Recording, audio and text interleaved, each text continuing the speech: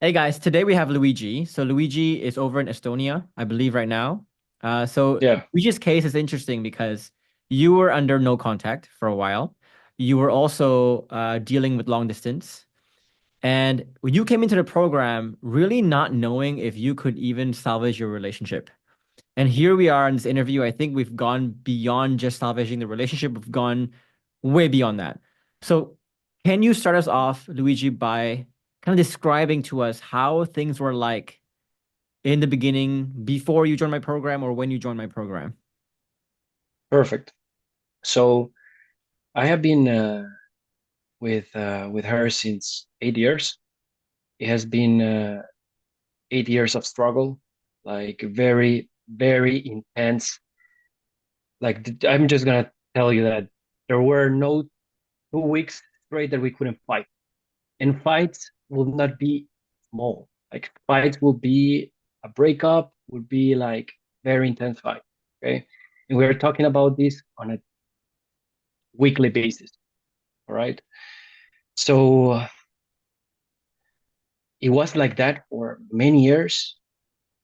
I was always trying to find answers, to find ways. I was making like very sporadical and superficial changes, but never long-term changes.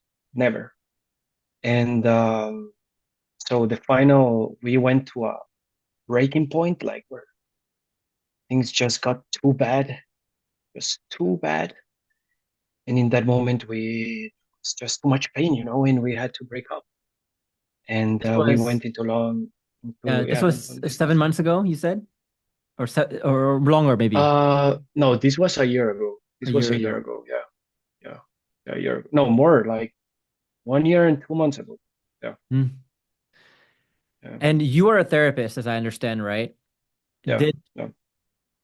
How did that play into the picture? Because for for you to seek help as a therapist from a non-therapist, I feel like that's a big deal. Um, do you think being a therapist made you slower to seek help? Definitely, without a doubt, without any doubt, the fact of thinking that I knew made me much slower. If I would have just admitted that I don't know nothing about relationships, about how to create safety, about how to be a high valuable man, the fact that I thought that I knew had made me much slower. Hmm. And when there was the breaking point, it was pain who made me understand, okay, I really don't know anything. It was What made literally the you, pain that yeah, brought me because here. Yeah. the interesting part to me is because there's a lot of people we talk to who think they know it all too, right? So when the relationship is not working out, you eventually went into the mindset of, no, enough pain now. Something is wrong with me here. I need to fix me. But I could also see Yeah. some people going into the narrative of, no, I'm a therapist. I know what I'm doing. I know my mind. I know myself. This is not me. This is also my partner. My partner's fucked up too. And play that narrative and use that as a cop out. That's, What made you decide on this path and not that path? Because you could have gone that path as easily too. you see, like every time that I will fall, like basically on a weekly basis, I will fall. And every time I will come out, I would say, come on, this is about me. This is about me. And then I will fall again and think like, no, this is about her. This is about her. And this was repeating every single time. There was a point that it just couldn't be about her anymore because she was gone. She was gone. Like I didn't have the chance anymore of saying like she was just gone. I lost her. I lost.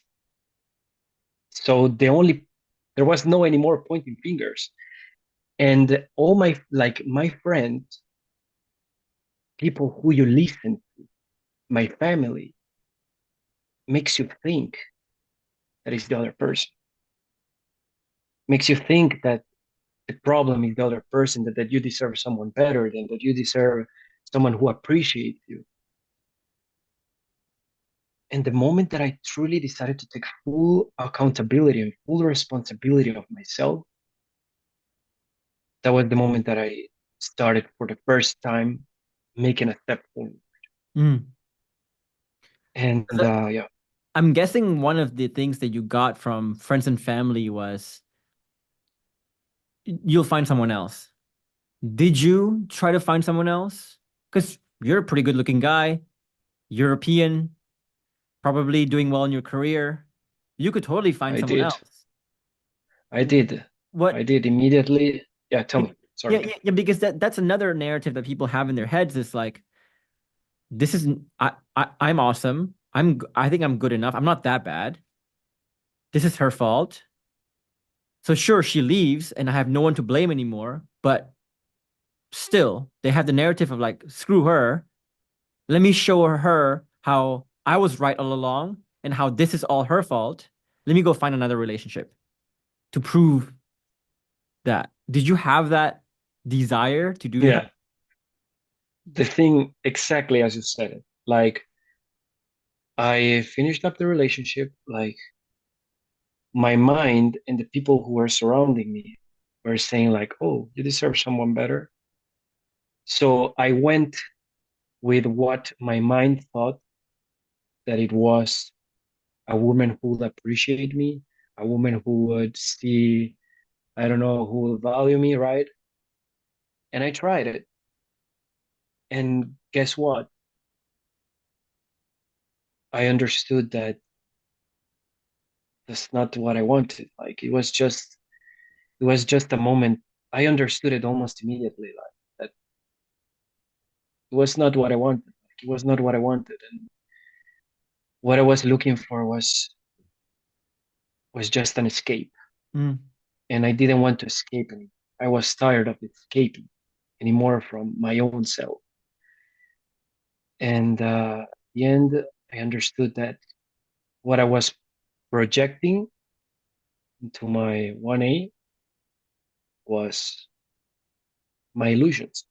mm, And no one ever told me, no one, like literally, no one ever told me, hey man, you're being very, very wrong, and these are all illusions, and you're fucked up in your mind. And no one ever told me, like, and when I listened to your videos, like I remember I was literally like scrolling videos, like, getting into who is a narcissist, is my partner a narcissist, and trying to understand all this stuff. And for the first time, I saw one of your videos, and I said, "Oh my God, this guy's speaking different." mm. And but I just didn't. I don't know. I just saw the video, and then I didn't save it. I lost it, and I said, "Oh my God, I lost that video." And I started looking like, I don't know, like some, I started like trying to find you, and after a few months, you appeared again, and then I got hooked. Like really starting studying your videos, studying YouTube, like literally watching every video and taking notes. And that's Yeah. what was making me take responsibility. Yeah, Yeah.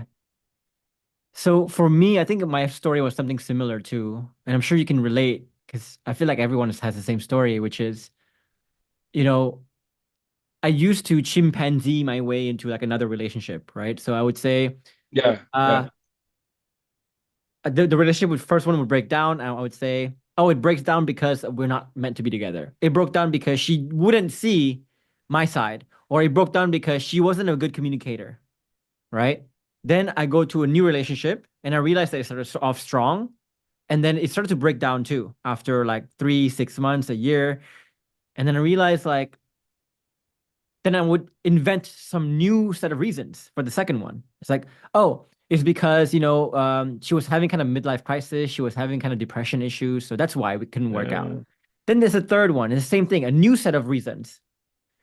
But I think what I realized at that point in time was all those reasons that I can come up with, they're all rooted into I just didn't know how to lead a culture of safety. If I could lead a culture of safety, her midlife crisis wouldn't be a problem, right? Totally. It's that she doesn't want to spend the midlife crisis with me. Her depression wouldn't be a problem. It's because she would have felt safe to share her depression with me, to go through her depression with me. Totally. She wouldn't have the problem of not communicating or being a bad communicator because she would have communicated with me because she feels safe to. And so I think that seeing that helps you reframe to be like all these external issues that I thought was external is really internal. Was that something along the lines of what you felt as well? Totally. Like I created my own hell, you know, like all the things that I was scared about and all the things that that I was afraid, they became reality because Mm, I pulled her to do exactly those things, you know. And like basically the catch 22 that you talk about, right? yeah. So your friends were telling you, "Hey, go find someone else. You know, she doesn't really deserve you because she doesn't appreciate you." Um, a lot of people, I think, fall for that narrative too. And in fact, I get comments every day from people saying like, you know, what if my partner is the toxic one? What if my partner is the one that's like kind of messed up and fucked up?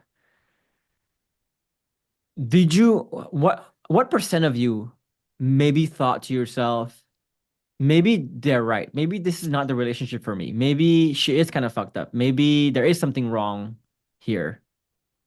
Maybe we're just not You not meant to be together.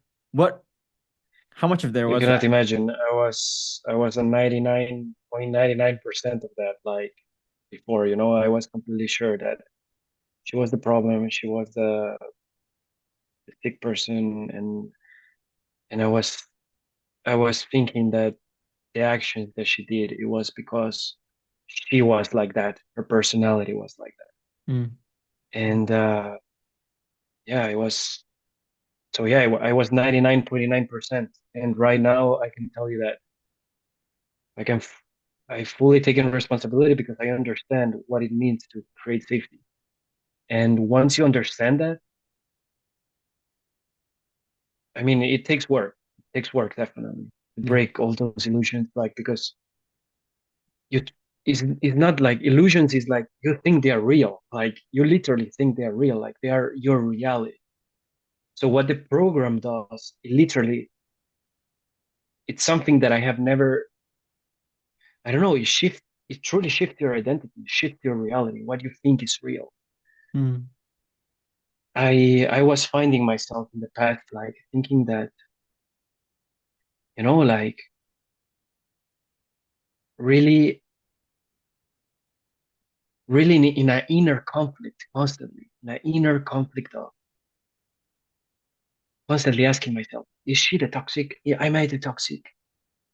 Constantly in that inner conflict. yeah. And right now, I just feel that every single area of my life has improved. Like not only the loving area of my work has exponentially multiplied since the moment I took the program. My work, like literally my income has exploded. Like it's crazy. It's crazy. Like how much this program. Like one time I saw one of your interviews said I will have paid $200,000 this program, right? He said that. Uh, I don't know. Like I can say that this program was a turning point in my life, and Yeah. yeah, totally, totally, And I want people to totally. understand where that's coming from, right? Because like I want to dive in deeper into what you said, Luigi, about seeing through the illusion real quick. Because here's an example of an illusion that I had, right? So my partner, right? Back then when I was going through a stressful time, she would be able to see that I was stressed, for example. And I would always be upset with her because whenever I was stressed and I knew she visibly saw that I was stressed. She would not do anything to calm me down. She would act like she doesn't want to give a shit. She doesn't care. In fact, she got annoyed and pissy whenever I got stressed. Then I would tell her, right? Hey, you getting pissy at me for being stressed is not helping my stress. So, and then I started to have all this narrative of like, she's such an asshole. Like, can't you see I'm stressed? What's wrong with you? Right? And the cycle was almost like funny now that I look at it. It's because like I was stressed and that because there was no safety, that made her feel stressed. Her stress made her go away more. When she goes away, that makes me even more stressed, which me when I express that stress, destroys her safety even more, and she goes away even more and repeats, right? Yeah. Yeah. And the other day, so we just got home from a 3 month vacation, right? Like in the UK. It wasn't really a vacation because I was working every day, but 3 months trip, let's just say. And so when I came back, there was so much to catch up on. House stuff, like we have so much construction in the house, we have a baby coming, we have so much shit coming, right? And then she could see I was stressed, but because we have that safety, she went to me and she held my hand without me asking, without me prompting her, Of right? course. Of course. And I think that's kind of an example of that illusion becomes your reality. If your illusion, if your paradigm in life is that you have FAE bias, you have victim mindset, for example, and you want to blame this on your partner, that is going to destroy safety. When that destroys safety, that creates more of that problem, right? And I Totally. Yeah. and I was one of those people who said to myself, like, I hate relationships. I don't see the point of relationships. I don't see the point of women. And I hated women, but not because women were bad, but because I made it bad from my mind. I made it bad, right? My paradigms made my actions made my outcome, and so on, and repeat. But now it's like it's the other way around. My partners, because I created safety, my partner's behavior completely changes. All the toxic stuff is gone, replaced by really, really beautiful, feminine stuff that really fulfills me. And I love relationships. I love women. I love my partner, right? It's like I love being in this relationship every second of being there. And all it started was changing my reality, my paradigms, and that changed everything. And so when you change your paradigms, because a lot of people will hear you say, for example, this has skyrocketed my income, skyrocketed my relationship, everything has gone up.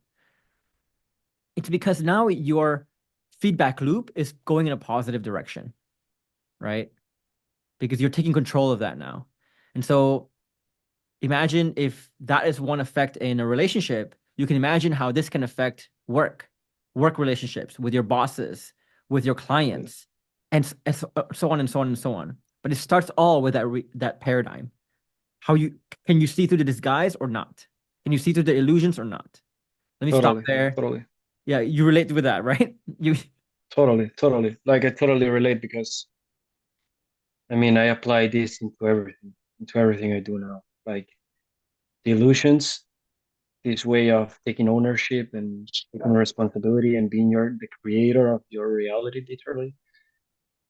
I apply it in everything I do, you know, and that's why every single thing in my life has skyrocketed. And 1 year ago, 1 year ago, I was in a very down place, and right now, my they changed, like completely turned around, totally, so right? what's happening now? So you went from no contact, pretty much no I contact, mean, right like now, I'm in. Right long now, this is a distance. room, like, right. This is a room, so I can tell you everything. Yeah, tell us what's happening now.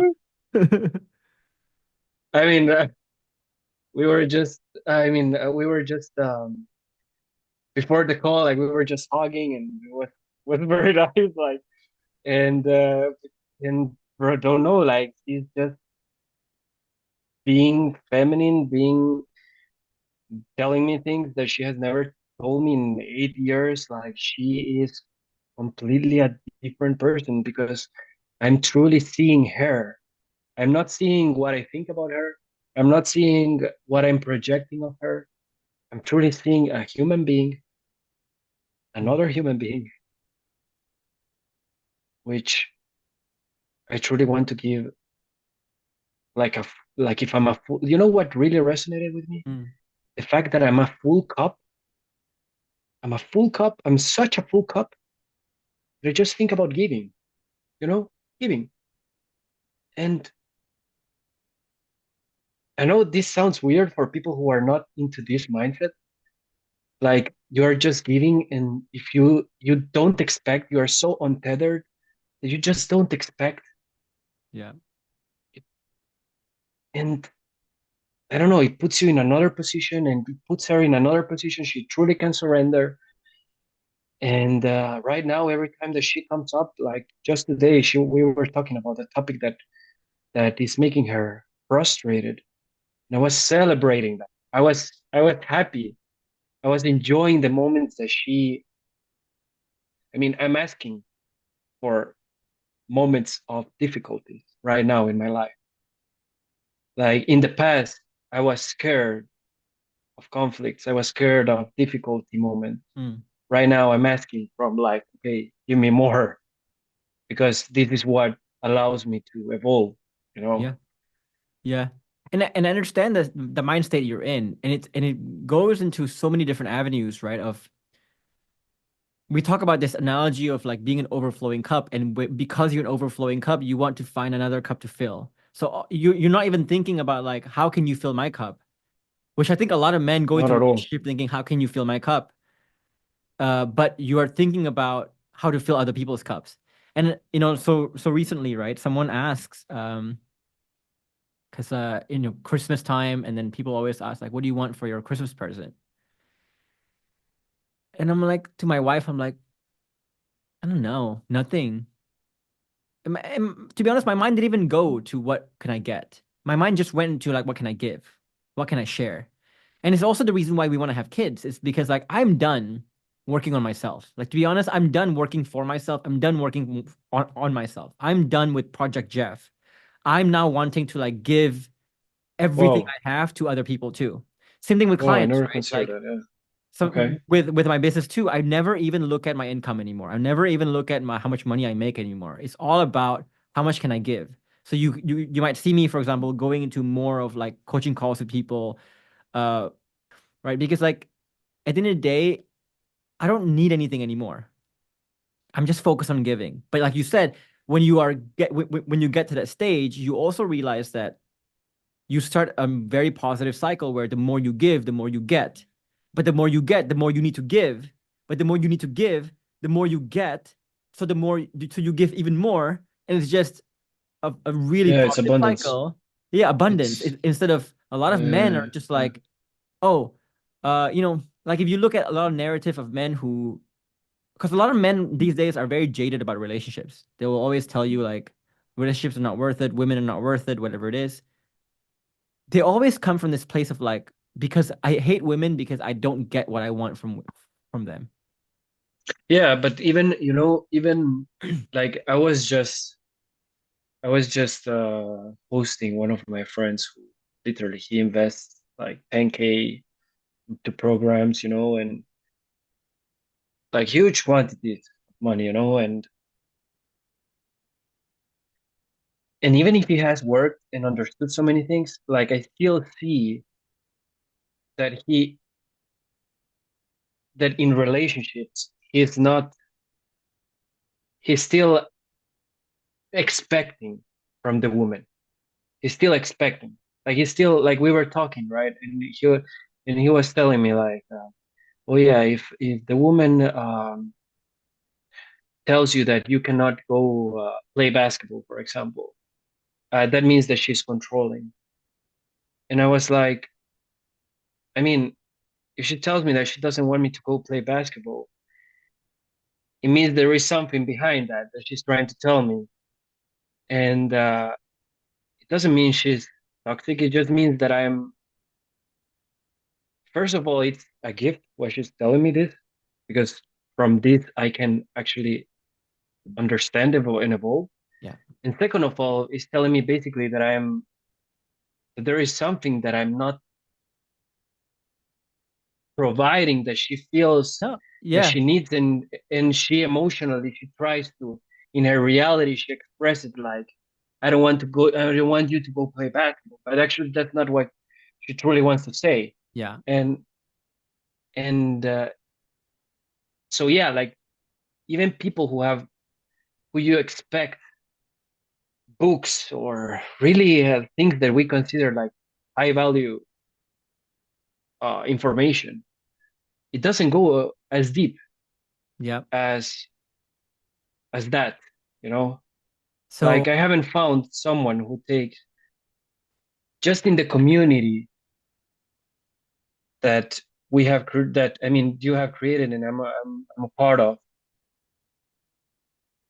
Um, I have seen that level of accountability, you know, mm, of ownership. yeah. Yeah. So I have a story on this one because I think you relate to this. So yes, two nights ago, my wife and I had a long talk, and she told me, "Hey Jeff, I want a bracelet." Right? And inside, I was like, my first thought was like, man, she wants so much. Here we're doing IVF, so to be honest, we spent 40,000 on IVF, right? Which is like to have a baby, because her brother has like Okay. a genetic defect, and so we want to not risk anything. So we spent like 40,000 on IVF in the last 3 months. We just took the trip, cost us probably 50,000, right? I, Hmm. a year ago, I bought her like a $30,000 watch, right? So in my mind, I was like, I gave you so much, and now you want a bracelet? What the heck? But then I dug deeper and I asked her, like, okay, tell me about this bracelet. Tell me about, and then the conversation eventually came to, you know what? I don't think I want the bracelet anymore. What I really was trying to say to you is that sometimes I feel like you prioritize work so much and you prioritize Exactly. clients so much. Exactly. Like you take calls at 9:30 p.m. You take calls at 10 p.m. to talk to clients because you're trying to save them. And you take away time from our nights to talk to your clients, to talk to your team. It makes me feel like I'm a second class citizen. So the reason why I wanted the bracelet was not because I wanted the bracelet. I wanted the bracelet because I wanted to feel prioritized. I wanted to feel prioritized. I want to feel like a princess, Totally. Totally. Totally. right? But then Totally. now it's like it's not about the fucking Totally. bracelet anymore. So it's the same thing with the gym thing, with the basketball thing, right? It's not about the fucking thing. There's a thing behind a thing. But I feel like a lot Exactly. of That's men, yeah, a lot of men get yeah. so lost in the fight. And I think, the reason why there's so many men right now who hate women, who like have this bitterment towards women and their partners because they never really try to understand their partner. They never really try to understand just how similar they actually are in that case, too. Yeah. Yeah. Totally. Totally. Like, I mean, as I told you, like I was really trying to make him understand. Like, no, I was just trying. We were just chatting, you know, like we were conversating, and I was trying to tell him, like, hey, that doesn't mean that a woman is toxic. It just means that there is something behind of what she's saying. He was not able to see it, you know, like in order, I don't know what it takes for a man in order to take this step, you know. In my case, for example, Hey, Luigi, can we pause for a bit? there are, Is your yeah, mic coming from the headphones or from your computer? So you were okay. saying, so you're saying about like it's really hard to get men to see through the illusion in a way of like, like I think like once a man sees that they misinterpret a woman's actions and they see the woman as toxic, it's really hard to change their mind from the fact that, hey, I don't think she's toxic. I think you're missing the point. Yeah, yeah, And yeah. you were trying to tell me about kind of like something Yeah, you've tried. basically, Yeah. like for example, you know, like if we think about mythology, right? Like this kind of like male archetypes that, you know, like I feel that every single male wants to become like this male that is able to provide safety, that it's able to be, you know, like grounded and like I think we all have that, but somehow delusions make us become these bitter and falsely strong males. And in these falsely strong males, we start a battle Mm, between males and females, right? And that's what with alpha males or with the red pill, right?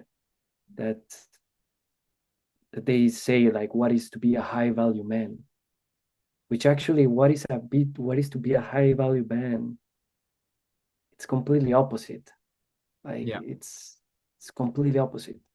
It's it's just as simple as being a high value man is not about how much you how much you have.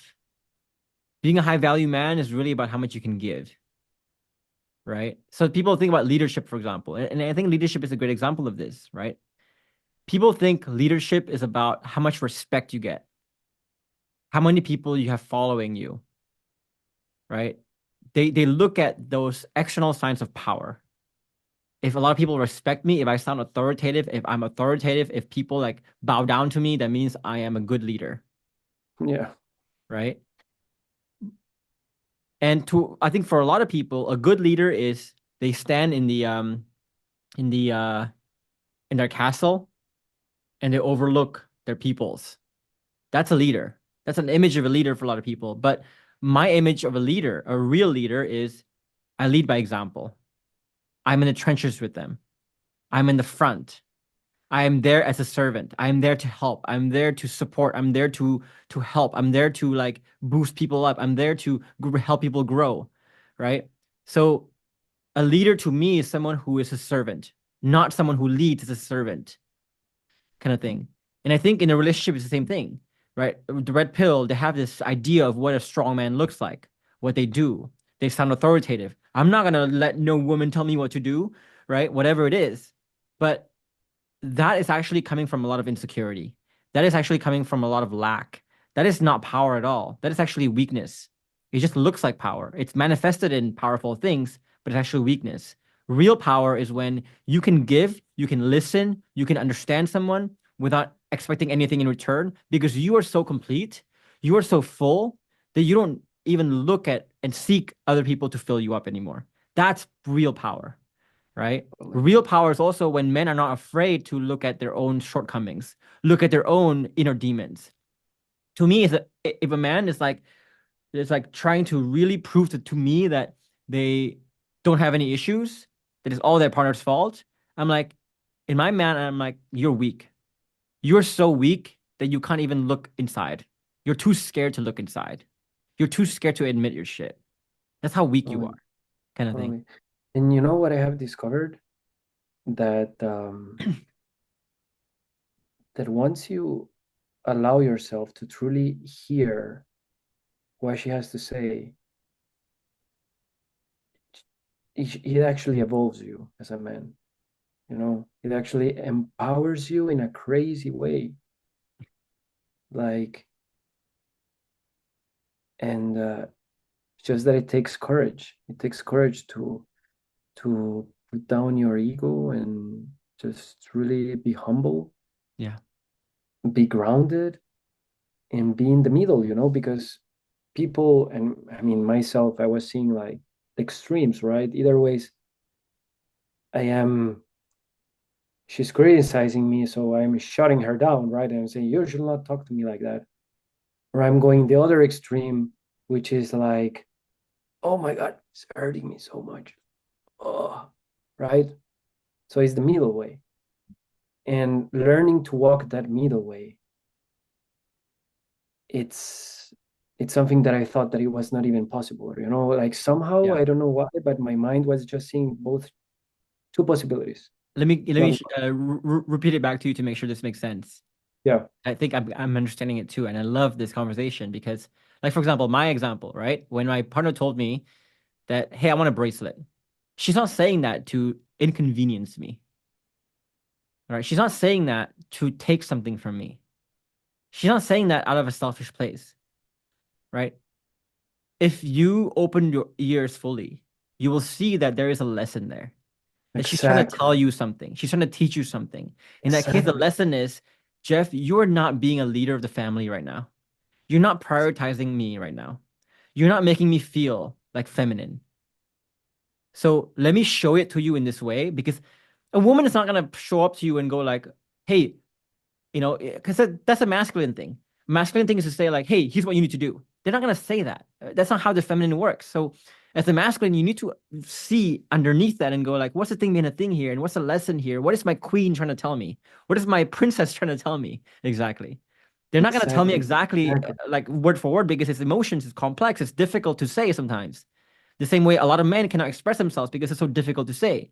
But there's a lesson there. The same way for your friend, the basketball example, right? Your partner's not telling you to stop playing basketball. Maybe she's trying to give you a hint that like, hey, dude, you're not doing what needs to be done right now. You're not prioritizing life correctly right now. You're not being the masculine that you need right now. And so if you shun that off right away, you miss all these lessons. And so you're also disabling your partner from being able to be that queen for you, Totally. you Totally. know? Totally. Totally. And by wanting to, by in our projection to want it to be respected, right? We want our woman to respect us and to tell us things in a good way, you know. We are dismissing ourselves from the true gift that the woman has to give us. Hmm. Because I was speaking with my friend, right? And he was telling me like, you see, but the woman has to learn how to speak to you. She has to learn to tell you uh, this is a very good example that it happened. So yesterday I was gonna close a business of, I don't know, a quantity of money, right? And X quantity, right? And Unknown. and 1A, huh? Unknown quantity. But yeah, go on. Sorry. I thought that was Yeah, funny. You said like some X quantity. Yeah, good. Anyway, yeah. keep going. And and I was thinking like, okay, that's a good. I'm gonna close this business in this X quantity. I think it's very good, you know. And suddenly, 1A came down, and she said, I think you should do 2X, right? I think you should multiply by two, right? And she just and she said like, why are you doing it 1X? You should do 2X. And she just went away, right? And my friend told me like, I mean, because I told her like, you see, man, like she is, that's the gift that Hmm. the woman gives you. And if you don't take it personal, if you don't take it like, oh, she thinks that I don't know how to handle my business. If you just allow yourself to be humble, she can truly give you power, right? Yeah.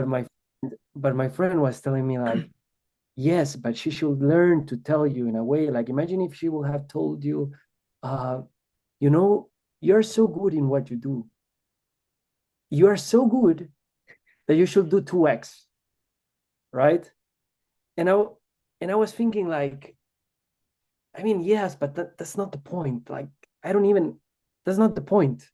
No, people, yeah, that's like the analogy I have for that is almost like this, right? Like imagine you give someone a gift and it's like a gift that is like so valuable, right? But then you didn't wrap the gift properly. And the person just went look at your wrapping and go like, fuck that. I don't want that anymore. Like stop. You need to learn how to wrap your gifts properly. Okay, I'm like, okay, that's yeah, not the yeah, point. The point is the gift, not the wrap, right? yes, Same thing. I think a lot of men just gets lost in the delivery of things. Um, yes, yes, yes, yes, but then I would also say to that person too, it's like, yes, sure, women need to learn how to talk to men better, but men should learn how to listen to women better too.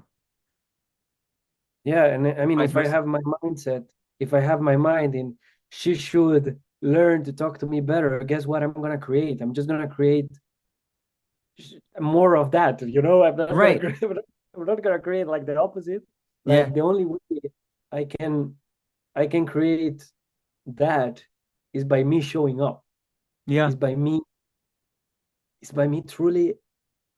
I don't know, like truly being the man, like the man I want to become. I, Like I I agree. And it's again goes back to like the victim mindset too. It's like, does your mind go to what does other people need to improve, or does your mind go into like what do I need to do exactly. versus what other people needs to do? And like you said, if your mind is focused on like what do does other people need to do, think about the the negative cycle that you can fall into, right? Because if your partner is trying to tell you something and trying to help you, trying to help the relationship unit, and you say like, I don't like how you said that, right? Can you say it differently next time? Like, what are the odds that she would her instinct is to tell you the next time? It's like, Yeah. you know what I mean? Like the instinct is gonna be a lot lower, so the safety is gonna Yeah, go down, she's just gonna repress herself, you know. right? I don't want a woman that is repressing herself, that is thinking about how can I tell him this in such a way that he would take it good. No, I want a woman that she comes and she can, you know what one is she has been telling me? She has telling me it's so good that literally I can scream at you. Yeah. I can lash on you. And I know that you will not. But this is the funny part, right? A lot of people Yeah. hearing this will be mortified by what you just said, right? Oh Because yeah, yeah, then they'll say to yeah. you like, you're enabling her. It doesn't work like that, right? So I'm gonna do a hot take here, okay? Okay, go for it. So my hot take is that again, I think you had the same hot take because I think you said it at one point. There's no such thing as a toxic woman, right? Because it's like this, okay? If you if you want something from your partner, the more you expect it, the less likely you're able to get it. But if you Oh, stop expecting from your partner, you just come from the place of giving, ironically, you will get it. And here's an example of that, right? So you gave the example of your partner saying to you, I can scream at you, I can shout at you, I can do whatever, and I can't rattle you, right? A lot of men will say, oh, don't enable women like that, right? You have to teach them a lesson. They can't scream at you. But let me ask you, does does your wife scream at you and shout at you all the time? no, not It- at all. no, it's like to me, it's like a volcano thing, right? It's Yeah, yeah, yeah. like Totally. when you And create the more she explodes, the more she's non-explode. gonna yeah, Yeah. exactly. Right. It's really funny. So like when my wife says that to me, right? Jeff, I can scream at you, I can shout at you, I can cheat on you, I can do whatever you want, and I know you won't be rattled. That is not her taking that and going like, okay, if you're not gonna do that, that means I'm gonna scream at you all the time. I'm gonna cheat on you all the time. I'm gonna do the most toxic shit. She's not that much of an idiot. What she's saying Yeah, is yeah, yeah. like, because I know it won't rattle you, I don't even feel the need to do it anymore. I feel so safe because I feel like I can even feel safe to do that that I don't even want to do it anymore. It's really Yeah, funny. You see? totally. Totally. Like, you know what's so crazy? That I thought that my 1A was a unique case, you know, like, yeah, probably this program works for other males because their 1A is not so smart, because their 1A is not so, I don't know, like every kind of excuse, you know, because their 1A, because she's a psychologist, you know. Hmm. So I don't know, I will put any kind of excuse. But every single thing that you have said, every single thing that you have said that she will do, she did it. Hmm. Every single thing. And then I understood, wow, actually women are not complicated at all. No, they're not. Actually, actually, They're not. actually, actually they are such nice beings that if they have someone who is actually being that safe, secure place where they can just surrender to, and sometimes test, you know, sometimes test like, you know, are you still the man? Are you Yeah. still the man that you are pretending to be? Are you still strong? Are you still evolving, you know? Are you not getting complacent? Of course I want her to test me. Like I want to evolve myself. Hmm. Like, you know, she got to the test to the point that she told me one day, hey, you know, I was I was talking about her, the fact that that that she dressed very beautifully, right? One day, and she told me, yeah, actually, I was with someone that day, Mm, and I had intimacy with someone, and I was like, are you real? And she told me, yeah, yeah, I did it, and I was like, okay. I just went into my space, like I got grounded, and I didn't enter into survival or nothing. Like just got grounded, you know. yeah. And then she came to me and she told me, "Hey, it's not true. Like I just I was just testing you. Like I just needed to know that you will not explode, that you will not." And And it's not sometimes it because she's happens. thinking about doing it, you know. Yeah. She's just like, of course they're gonna test. They want to make sure that I mean they're gonna give their lives, you know. And I'm happy that she has like I want her to know that she is choosing because of she wants to choose, Mm. not because she doesn't have options or like I truly want her to surrender to this choice. And So I want people to understand the value of what Luigi is saying here. And that for women, for them to fall in love, it's a falling thing, right? They need to surrender. I mean, you can yeah, talk about this in a physical sense. When you have sex with a woman, they're surrendering. Men thrust, women surrender. Women receive, women take, right? Spiritually, it's the same thing. Men thrust, women receive, women take. So you think about who needs safety more? Women need safety more. But you, like you said, when you give women that safety, and you act and you allow her to surrender to that feminine, you'll be amazed at how much she can blossom, and how that femininity can blossom into very, very beautiful things, very, very loyal things, very, very nurturing yeah, ways, right? It's yeah, amazing, but you have to allow that environment for that to surrender. Now, let's look at, for example, right? You built your own hut here, and you're going to, like Luigi said, spend the rest of your life in this hut.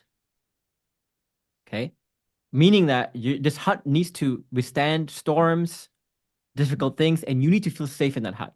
You always need to feel safe in that hut. What would you do? You stress test it. of course, You bang it here, you bang it there. You try to of like shake course, it here and there, right? You're not just gonna go, I'm not gonna test it, but I'm just gonna trust it. You can't trust it until you stress test it. And so women sometimes will like stress test the man, not in a cunning, manipulative way, but they just want to do it to just make sure, like, can I feel safe? Can I can I just sleep and just not think about this house falling apart? of course, totally, totally. And the thing is that our mind makes us believe delusions makes us believe that we want a woman who doesn't shake Need the hut, right? Who doesn't test, and that's what our mind makes us believe. But by doing that, you can try it. You can try. I tried it, and I saw that it's not what I wanted. I you saw that. yeah. It's hard. Yeah, It's like saying like build this hut, but you cannot stress test it. You just have to trust it. I'm like, what? What do you mean? Like how? Then how? yeah, yeah. Totally, totally. There is no way. There is no way. And this thing is that males who I don't know. Right now in my position, I don't even understand why should I want safety. Yeah, I mean, it feels nice, but I mean, I feel almost that I can provide safety to myself, first of all. Yeah. And second, I feel that the resistances of life, the entropy of life, like which is life going into chaos naturally, basically, it's what makes me evolve. So why should I want to be safe if actually the opposite of safety is my path to evolution. Yeah. But the funny part about what you just said too is also like it goes back to what I said about the more so let's say the more safety you want, you demand, the less safety you get. Because think about this, Yeah, right? yeah, Like if you're with a man, for example, who's always asking the wife, "Can you give me more safety? Give me more safety, give me more safety." That signals to the wife that he doesn't know how to make himself feel safe. yeah, So so basically, she's saying this is a masculine unit that doesn't know how to protect itself. So how can she ever feel safe? yeah, And if she cannot feel safe, then how can she provide you the safety you seek? You see what I yeah, mean? yeah, totally. So it's such a cycle, right? You want safety. You wanting safety destroys safety for her. When you destroy safety for her, that makes it harder for her to create safety for you, making you feel less safe, which makes you want more safety from her, which makes it Yeah, harder for her to give you safety. it's And a a lot of men cycle. think like, and a lot of men live in this cycle, and they think this cycle is reality, Luigi. It's kind of crazy. Yeah, yeah. I mean, and for the viewers, like you guys are seeing me like talking like this, right? And but the thing is that I want to tell you that I used to be that man who was demanding safety constantly. I used to be that man who was needy, Mhm. who was, and it's not that now I'm pretending, because for someone who hasn't gone through an identity shift, they probably think like, oh, he's wearing a mask, like He's he's faking it. repressing his, You're he's faking it. faking it or Yeah. repressing his emotions. But truly, there is a point that you just stop needing, Yeah. Because and it worked. you Yeah, interpret everything as a positive thing. yeah, Like exactly, like you don't need safety when nothing makes you feel unsafe. Your exactly. partner can your partner can stress test you. You're like, I don't feel unsafe. So why do I need safety? Because I have a thriving mind. Is that weird? Sorry to cut you off. I got excited there. No, yeah, totally. I mean, in the wonderful thing is that in everything it works like that. Like the more you want something, the less, the more you desire it, the most you wish it for, like the less you receive it, because you need it. Yeah. And that's something that society somehow, very good books, very good stuff tells you exactly that. And I don't know, like, yeah, I'm glad I got out of that, Yeah. but that doesn't mean that I'm here and right now I'm I'm knowing all, and no, like being in this position means like being even more open to say, hey, you know what? I don't know. Or hey, I'm I'm wrong, like, or tell me more about your perspective, like tell me more. Yeah. I'm actually gonna make a video on this one for my next video. It's so right now, right? I don't know if you know this, but there are currently four programs who are trying to copy our work, Hmm. right? And these four Okay. programs, telling, they're basically poaching clients from us, and they tell their clients this. They tell their clients, Jeff's program is all about long term, but you need to focus on the short term, right? You need to stop the divorce right now Yeah, because that's totally. without the short term, there's no long term. And Yeah, people fall for that. People fall for that ruse. So I'm gonna make a video that tells people like, don't fall for that ruse. That's stupid. So let's think about this, right? So all these programs they always tell you to prove to her that you are already changed, yeah, right? You're different now. Or yeah, maybe it tries to via letters or whatever it is to try to convince their partner like, hey, it's all a big misunderstanding. yeah, Let me yeah, commit to you. Let me promise you. Let me do this. Let me do that. Let me show you why you should come back, yeah, right? When you prove to your partner that you are the perfect product, Ironically, you have just proven to her why she shouldn't come back. Of course. Yeah. Because like people don't leave relationships because of mistakes that you made. If you made the mistakes that you made, but she believes that you have the trajectory to admit your mistakes, to grow from them, and to do it, no partner would ever leave when you make mistakes. Your partner will only leave when you make mistakes with no trajectory. But Exactly. when you say to her, let me show you why I already changed, you just prove to her that your trajectory is flat because you can't even admit your mistakes. You don't even understand your mistakes.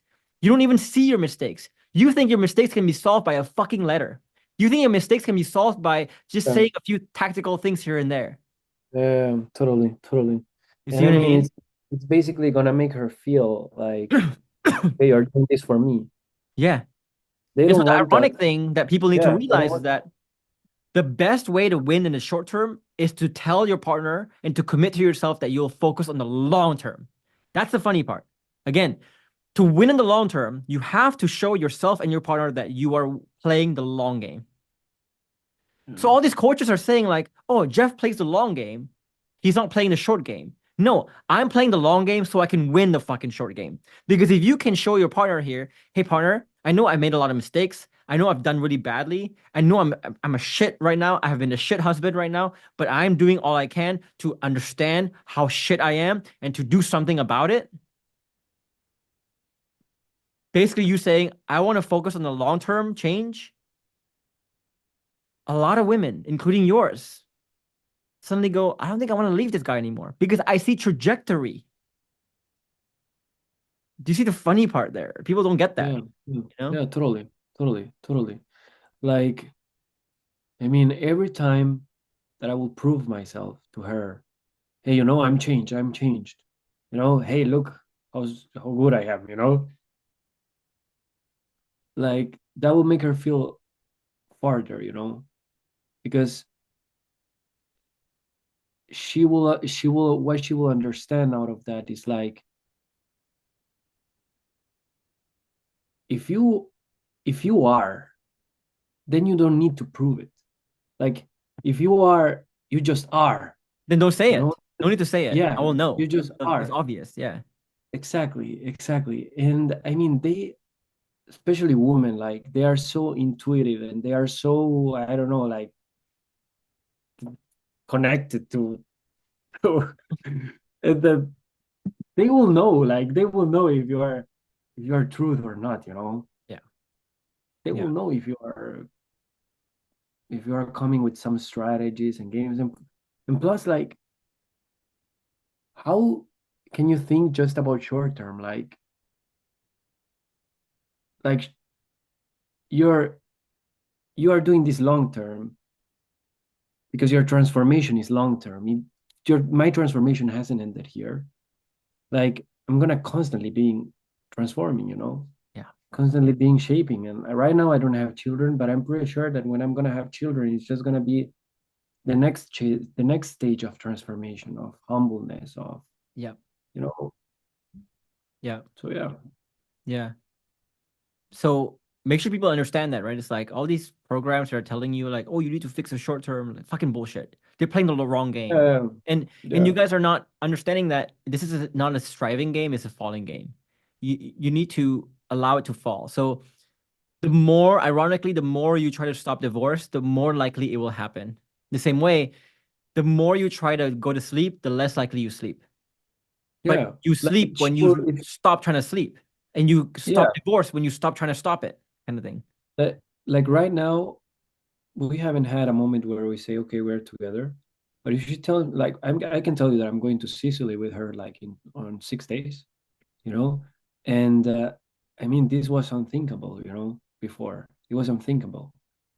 Like, but what I want to say is that she, if she will come and she will tell me, hey, let's go back.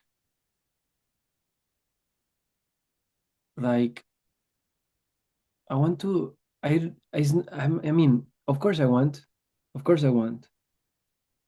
but I don't feel the need. And that's such a liberation. Yeah. Like all the viewers right now, like that they are seeing this, like they probably feel this need of like, hey, come on, I want her back, I want her back, I want her back, I want her. And they're only focusing on that because I was there. I was thinking every single day about I want her back, I want her back, I want her back, I want her back. And the process takes you through an untethering, like through all the illusions that are making you think that are making you tethered so much, Let me give like you an almost like example of this. mm, I yeah, think you relate to this, right? So, I always told myself I want to be financially independent. I want to be rich. yeah, yeah, When I went to 500,000 net worth, I was like, am I rich? I don't know. I think I'll feel rich once I get to a million. If I went to a million, then when I went to a million, I'm like, am I rich? I don't know. So then I'll say, I think I'll feel this when I go to 2 million. Because if I go to 2 million, then I'll invest it. I'll get this much money every year. I'll feel financially independent. I got to 2 million, same thing. Now I'm at 8 million. I still don't feel rich. And I realized recently that like feeling rich is not about the outcome you get. It's about the process you believe in. Being financially independent is not a space you go to. It's an internal process. Meaning like if I know how to make money, if I know how to invest it, if I love my job, that is financially independent. So to relate this back to the relationship, right? In my relationship too, we don't label what we are. The only part I think we labeled was when we got married, then we call each other husband and wife. But we have never labeled ourselves when we reconciled.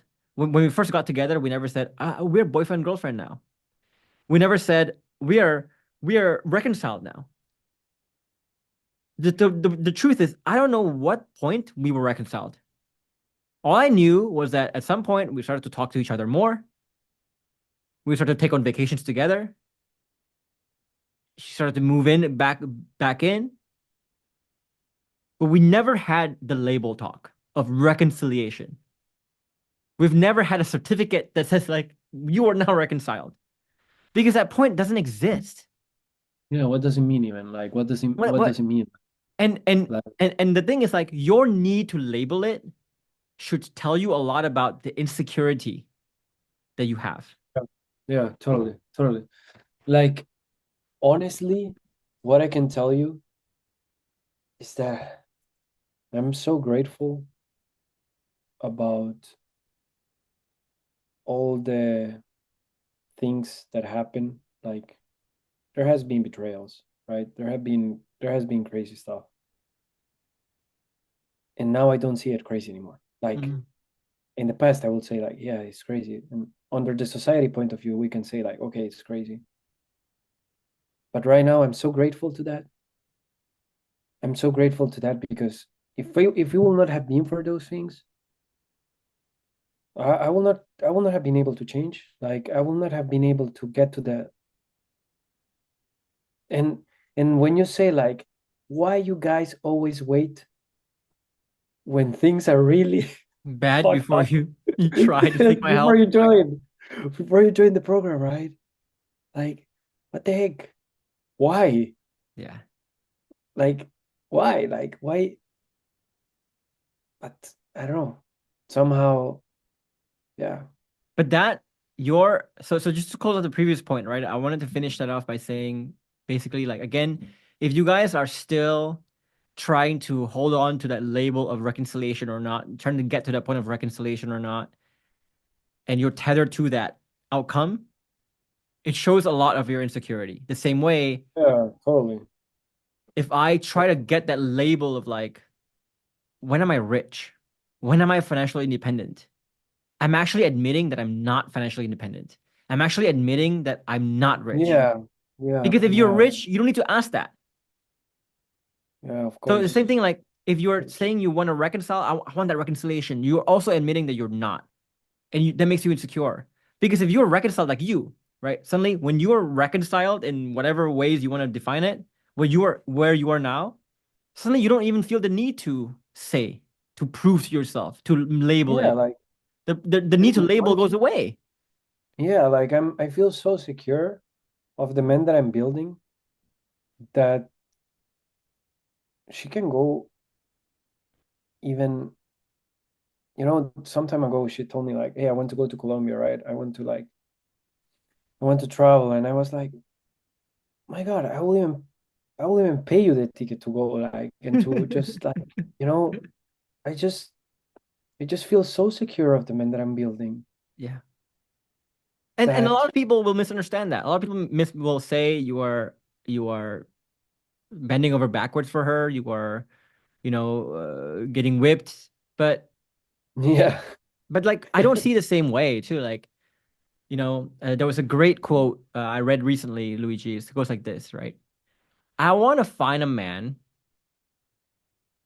who comes to me before he makes big decisions in life. Not because he's weak, but because he's strong. That is so profound, right? Because I find myself doing a lot of things that a lot of men would think of as like bending over Oh, backwards for my partner. But I oh, bend over backwards because I'm strong, not because I'm weak. For example, I ask my partner's opinions, not because I don't know what to do, but because I am strong enough to get her antis. I'm oh, strong enough to oh, consider her antis, right? I oh, carry her handbag sometimes, and whenever we travel, I carry all the luggages, not because I'm weak, not because I'm saying like, okay, yeah, yeah, please let me be your slave, let me carry your baggages, but because I'm strong, because I want to be there, I want to help, right? or, So all these things you're doing, a lot of people will think like, oh, it's weak. No, you're doing it because you're strong, not because you're weak. Same thing with sales. Sometimes people like misunderstand us, right? It's like, um, when someone wants to join our program and we tell them like, hey, dude, I just want to make sure you be careful about other programs. Here's the known perpetrators. Be careful of that. They're trying to copy our stuff. It's not good. Okay. People are like at massive exodus from those programs. And people think we say that because we're weak, because we're insecure. It's like, no, I'm saying that because I'm strong. It's different, man. So the hard part for a lot of men, I think, is sometimes like the same action can come from a strong place or a weak place, but they only see yeah, the action, but they don't see something beneath it. And so that's why a lot of red pill people love red pill people because it looks strong, but they don't understand that underneath is weak. yeah, because they're always trying to be like, if you're trying, and yeah, I see it. Like, first of all, of course, like under the program terms, like it's not about what you do, but Why? how you do it, Yeah. and like, yeah, and like basically the why you do it, and but if we go like basically like if you're trying to make an action in order to be seen as strong, like just the fact that you are trying to be seen as strong is automatically Weak. weak. Yes. Yeah, like Yes. yeah. But That's if why like you're sometimes that's why sometimes I'm sorry to finish to cut you off, but sometimes yeah, over it. Yeah. like you know, when I hear comments, I hear people say a lot like, "Oh, that's such a simp thing to do." I'm like, I said to my wife, I'm like, this whole conversation on being a simp or not has never even been a topic of conversation. Like, we never even think about whether what one does is being simpy or not, or strong or not, or like this whole conversation around power doesn't even exist in our relationship. And I'm like, where are these people getting this from? And you just hit on the nail. Is that if you focus so much on sounding and appearing and looking powerful, and if you're so afraid of looking weak, it means you are weak. Because real strong people, they don't give a shit about that shit. They don't even think about that shit. Yeah, You know? yeah, totally. Yeah, yeah. I love That's how it that. is. That's good. Yeah, yeah. I really wonder like what is the I have been growing so much, like I told you, like everything, like I mean, it's crazy. Like sometimes I just I just see my old self, and I see like years, many years have passed, and actually like just 7 months, like something like that, right? And I'm just so excited about life Mm. because I can tell you that since I joined the program and after the time I did the work, I haven't felt suffering. Mm. Like, yes, I do feel pain. Like I do feel pain sometimes, but I don't identify with the pain. Yeah, you know what to Like, do about it. yes, exactly. Like I know that first of all, I know that it's coming from some illusion. So it doesn't make me scared. And the fact that I don't try to fix it, Mm. it just allows me to follow the process, right? Yeah. I know the process of what it is, and I'm not afraid of that. But I'm just so curious about how what life is gonna give me. Like life has been giving me so much in life, and I'm so excited about it. What the heck, like That's the few thing weeks though, ago, like, yeah, oh, sorry, keep going, keep going. no, like few weeks ago, like I have been experiencing like an amount of gratefulness that I just sometimes I just say like, man, I'm so grateful, and I'm feeling so much well-being in my life that I feel that I could die and I would be completely fine, like Mhm. I don't know, I'm having everything that I wish in my life, and and I'm feeling so grateful. And I know that we're talking, but it's kind of maybe I'm detaching even from, I detaching I even relate. even Yes, from, I relate. So before I go there, like, I want to take a short yeah, detour, right? yeah, So I want to commend you on this feeling you have of like thriving, right? yeah. And you asked me like, I wonder what life will be like in the future. Let me show you. Okay, let me give you an example of this. So recently, I went to UK and I met this guy and we just got to talking and he was saying to me how he just recently broke up, right? Yeah. Because um he quit his job to start a business Mm-hmm. and the wife didn't like that. The wife never felt safe. The wife was always like hounding Mm-hmm. on Okay. him for to make more money, to make it faster. And eventually she just left. She's like, I don't trust you. Bye. And he saw that as like, she doesn't want to be there for me. So fuck her. Right. But then I asked myself, like, well, I went through the same thing.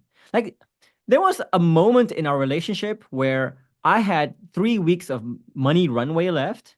And if I don't make something happen in 3 weeks, I would have to get deported, lose my green card, and get the fuck out of the country and lose the relationship and everything I built here to get, like, for the last like 7 years at that point in time. Right. I was like, so it was dire. But never in that moment did my partner ever feel unsafe because she trusted in me, right? She felt safe with me. She felt safe, like, you will figure it out. You always figure it out. You always find a way. This is a guy who always finds a way. He's a guy with high integrity. So if your wife right now is like giving you shit for you wanting to do something, right? It's like what she's trying to tell you is, I don't feel safe with you. You're not a man. You're not leading right now. It's not that the woman doesn't want to support your career. Of course. Because if you actually became the man, like if you actually knew how to create safety beforehand, you actually were a man of high integrity and you show that to her, she won't bat an eye. She'd be like, it's fine. It's storming right now. It's bad right now, but I'm fine. I Yeah. feel safe with my man, kind of thing. I'm not going to give you shit. And That's so that's nice. and Yeah, that's yeah. the kind of outcomes you will get in your life and your relationship. You will see that the storms will rattle her less, which allows you to focus on what you want to do even better, right? When you focus even better, you accomplish more things. As you accomplish more things, you give your partner more evidence that she can feel safe. And she'll feel safer. That makes you feel better, and so on and so on and so on. But this is not people's reality right now. See? Yeah. Yeah. Like people are questioning like a lot, like, does she loves me? Like, one of the traps that I used to be is like, does she loves me? Like, does she loves me? Like, does she? Maybe she doesn't love me much. Maybe maybe it's not point to fight for this relation. Maybe it's not point to try with this relationship. Maybe she just doesn't love me, right? Hmm. But it's so crazy that you have been able to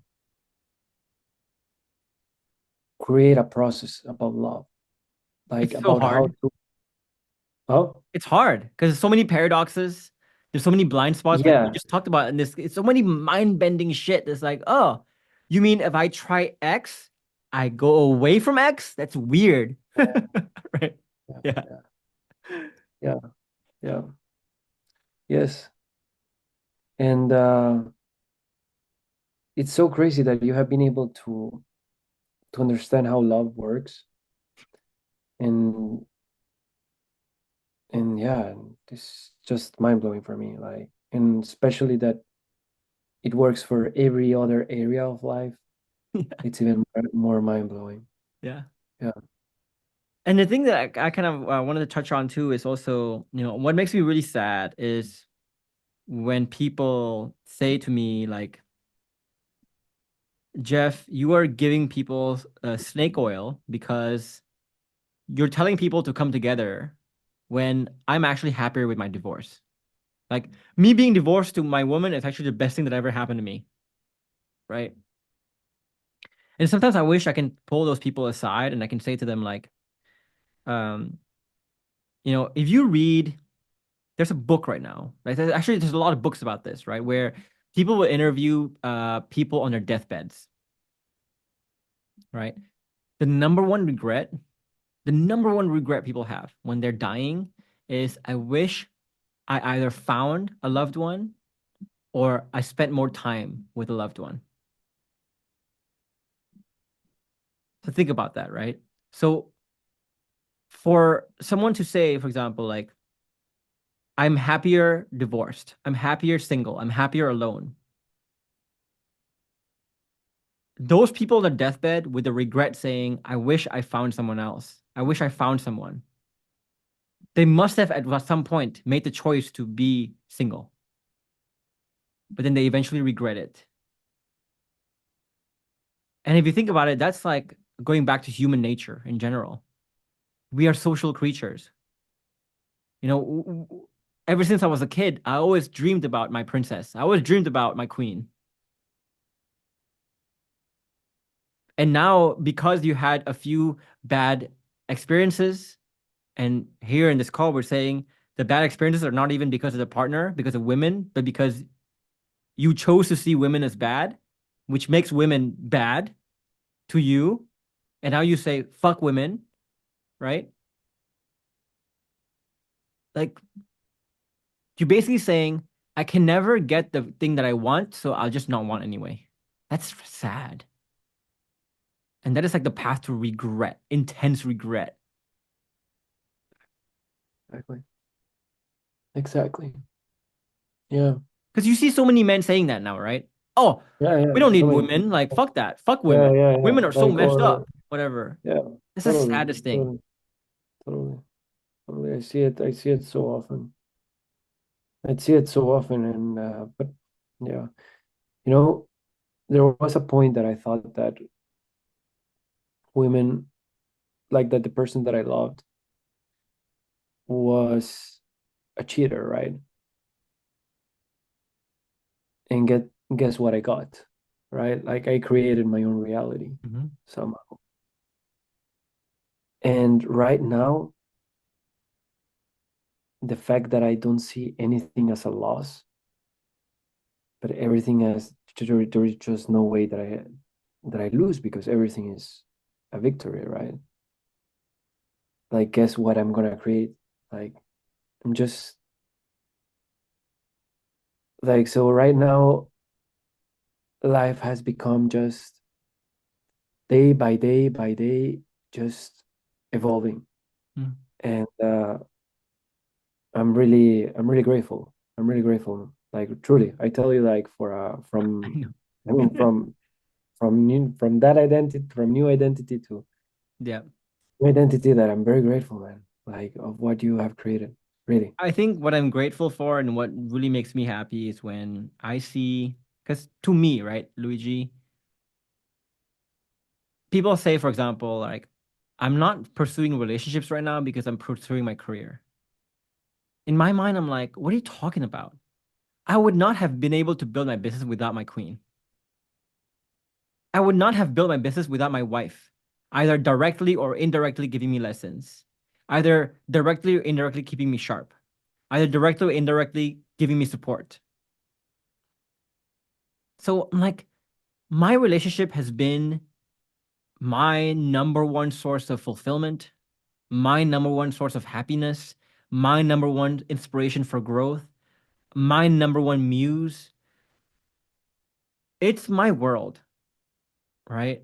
Because And yeah, it's I have amazing that you're able never, to say this, yeah, that you're able to say this without, it's so amazing that you're able to say this without that part of yourself saying like, hey, I'm afraid that I will appear weak by saying this. You know, that just makes you like, yeah, you understand what I'm I saying, do, right? I do, I do. Yeah. Because Yeah. to say in a dating world, my woman is my world, is taboo.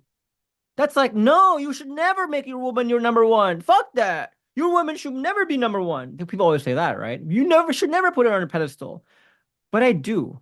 I do because even like with our 3 month trip to UK, we made a joke, right? So like the day after we came back from our trip, Luigi, we went to a friend's party, and they said like 100 people, and we're both like we left early because we both like I legit forgot how to talk to other people. Because we were just in 3 months in the UK in the countryside with cows and sheep. We didn't talk to many people. We only ran across like maybe two or three people. We just talked to each other. And the thing I said to her was like, the level of depth that I can talk with you, the amount that I feel seen, the amount that I feel heard, the depth of conversation, the depth of self-actualization I get from our conversations, Oh my God, man, I I get you so forgot. much. I now it's like I don't want to talk to anybody else. I don't want small talk, fucking small talk. Right? I don't need that, right? But a lot of men can never feel that. Then they never get to understand what I'm talking about. When I understand you. I understand you, and it takes courage to first of all, and it takes work. yes. I will not say it takes courage. It takes work to say that without the need of appearing strong, and without the need, and actually saying that from an untethered point, Mm-hmm. Mm-hmm. right? From saying that from the point that you want to give. Yes. And which is why I say it makes me that is what drives me forward now. I told my wife, right? It's like because there was a point where I questioned whether I want to keep doing this business or not. Because for a long Yeah, time it was money driving me.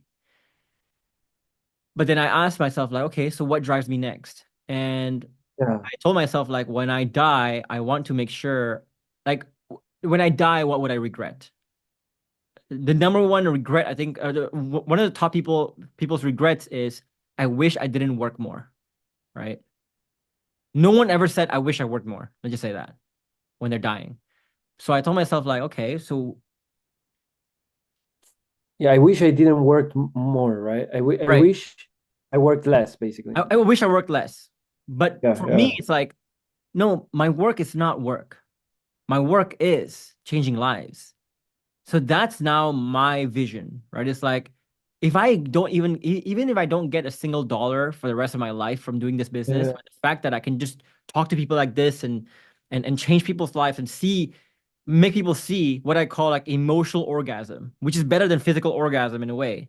It's like it's like imagine if you're trying to describe someone what orgasm feels like, how good it could feel like if they don't have a penis. Sometimes that's how I feel. With talking to men, it's like, Yeah, dude, you have no I fucking know, idea man. how this emotional orgasm feels like. Yeah, yeah, Because I know. most men have never felt it. And you Yes, have to feel it to understand it. You can't describe it. kind of thing. Yes. And Yes. for me to Yes. be able to see men experience this emotional orgasm in a Yes. way Yes. with me Yes. is fucking awesome. I get it. I get it. So that's your, is that your next step? Like, I mean, because right now you have reached financial independency, like you have worked with your relationship, right? Where you have so your next step is basically just to give in life, right? I mean, my next step is just to train people. So train guys like James, train guys like Sabor, Jason, to basically do what I do to my capacity and beyond, to beat me at what I do, kind of thing. And then eventually I want their jobs to be training more people to do that. And I want to just like grow. Oh, So it's less about that's me being the shining great. star now. I'm not the shining star anymore, right? It's more about them being the shining star and the You process don't of being the even, shining star. yeah, you don't even care about being the shining star, you know? Yeah. Like you're just fulfilled. That's amazing. Like really, that's amazing because I see the impact that you are creating, you know?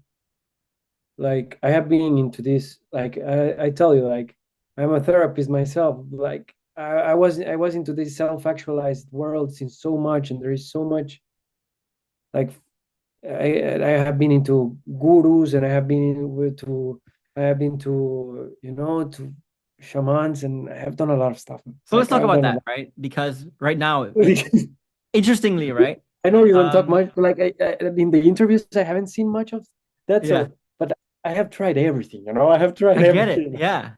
And the reason why I want to pivot to this conversation, so I want to pivot away from the relationship itself into like kind of your experience in the program here a little bit, Okay. right? Especially Okay. your experience in the program as a therapist yourself. Yeah. Because right now, and I can introduce you to these people because I don't know, with like privacy issues or whatever it is, I try to not do this in the get-go, but there are a lot of therapists in the program, Yeah. not just yourself, right? Um, and there's currently three therapists in the program who are actually using my program as a license to treat their patients, kind of thing. And I'm trying to gather some data to figure out like how well is it working in a quantifiable manner. Because they just see like this method works, like it's a fast change if the people do the work. Yeah. How hard was it? Like, did this create some doubts when you first came across my work? I know you said the videos were revolutionary for you. But I'm sure at some point there must have been like a doubt or some level of like, how high can this go really?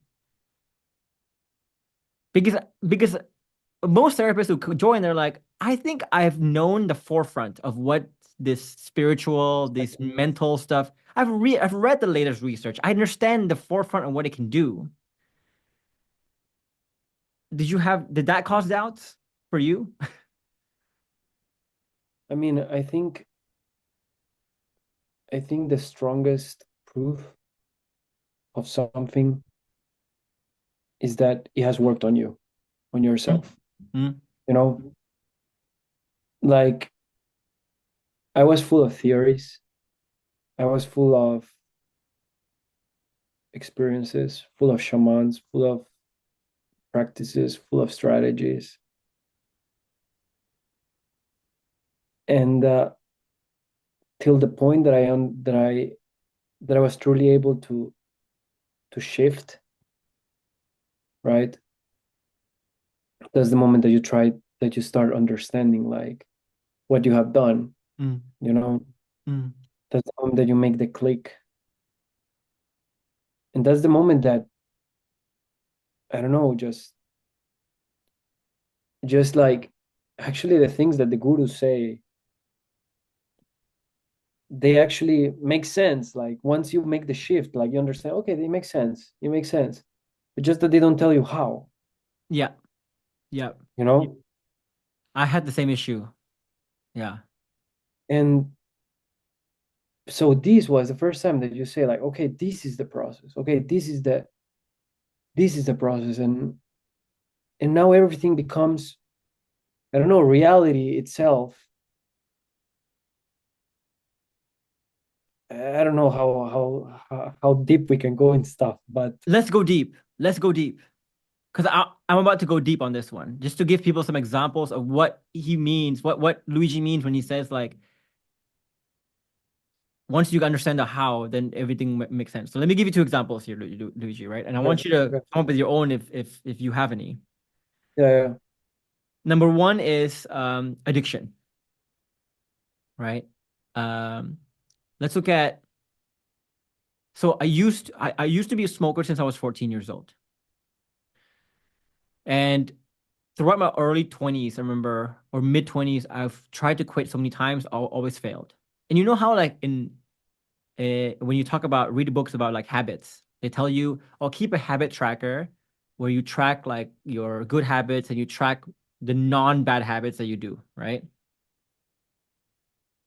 It doesn't actually work because what you need to understand is like purple giraffe paradox, right? When you tell yourself, like, I did not smoke today, your subconscious, you admit that I wanted to smoke today. So Uh, funny enough is that yeah, I quit smoking when I stopped tracking, when I stopped even thinking about tracking. I just of don't even course. want to track when I retether to something else. So that's another example, right, of like how you can make something that's impossible or seem difficult seem easy when you understand the principles behind it. Yeah, I mean, yeah, like I think like once you understand how the process works and you understand the power Mm, of what actually identity shift mm-hmm. means, because what identity shift means doesn't mean actually, oh, okay, yeah, now I'm a strong man that I can go back to my partner. No, identity shift means that you are able to truly let go of what reality is for you. Mm-hmm. And once you understand that, then reality becomes a game. Like reality becomes somehow like something that you can play with Yep. and and create, and you can then you become like this kind of like shapeless character which you can shape accordingly to how to the reality you want to create. So just for people to understand, because I can see some men going, look at this, going like, this is a bit woo-woo, right? Yeah, yeah, Let me tell you the science behind this, or like the philosophy behind yeah, this, right? It's yeah. like again, it goes back to the saying of true power and freedom is not about doing what you want, doing what you like, and avoiding what you don't like. True power and freedom is becoming whoever you need to become to accomplish whatever you need to become, Exactly. right? So people often want to become a certain thing. So, for example, I want to become a better partner. But for me, for example, back then, me becoming a better partner means that I need to be okay appearing weak. I need to be okay Of course. with um, admitting my mistakes. I need to be okay with, so many things that I'm currently not okay with, basically. The same way, the hardest part for me back then was trying to be sexual, right? I used to cringe whenever I watch like rom-coms or like men who are overly like sensual, right? I used to cringe. I was like, ugh, this icks, right? But here I am saying I want to become more sexual. Exactly. I want to become more Exactly. sensual, but at the same Exactly. time, I identify as a non-sensual male and I judge sensual males. So how can I become Exactly. sensual if I Exactly. judge that thing, right? So the thing that Luigi is saying here is that there's a great saying, right? In order to take on form, you need to be formless, right? Exactly. So you come to the program with a form, identity. We make you formless so you can take on whatever form you want. Exactly. That's it. Exactly. And the important part of this, it's not the part where you find the new identity, because like Luigi says, the identity changes every day, right? It changes in a micro way where if I'm working, talking to clients, I have a different identity. If I'm talking to my kids, I have a different identity. If I'm talking to my wife, I have a different identity, right?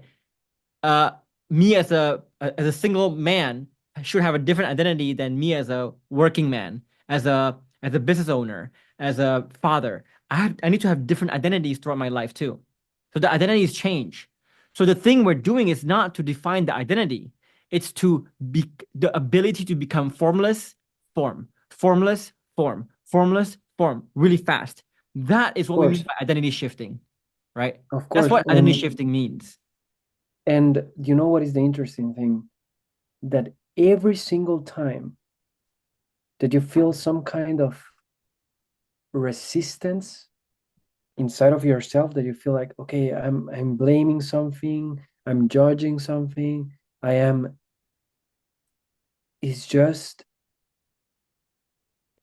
your blind spot telling you you need to evolve, Mhm. you know? And there is never a mistake. Like every time I feel resistance on life, my mind wants to make me identified with the identity that is feeling Mhm. resistant. And in that moment, I just take a step. I just follow the process, and and I I don't know, and I evolve.